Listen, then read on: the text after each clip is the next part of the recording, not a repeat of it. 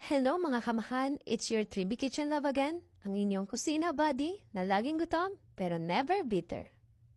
For today's video, gagawa tayo ng pork steak.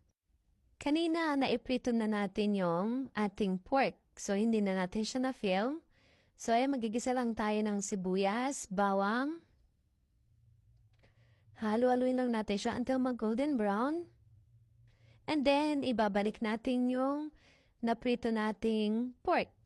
So, hindi natin siya masyadong pinrito kasi maluluto pa naman siya. And titigas kasi siya. Yun yung nangyayari kapag na-over fry. So, ilalagay natin yung toyo, kalamansi. So, tansya-tansyahan lang to. So, walang specific kung ilang piraso ng kalamansi. So, nilagay natin yung pamintang durog. And yung beans natin, ipinrito din natin siya. So, hindi naman ganun kapritong-pritong lulutong siya. So, niluto lang din natin siya. And then, ilalagay natin yung hiniwa nating white onion na bilog-bilog. So, bilog-bilog natin siya hiniwa. So, usually ganun kasi talaga sa pork steak. So, ayan, dinagdagan lang natin yung toyo.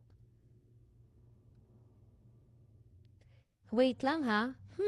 Pork steak? Pero parang naka-upgrade sa premium edition. Yung garlic, crispy. Ang chili, maanghang pero classy. Tapos yung oil, swak sa kanin. Grabe. Rice pa, please. This is Triby Kitchen Love reminding you, kung may kanin, dapat may Triby Kitchen Love chili garlic.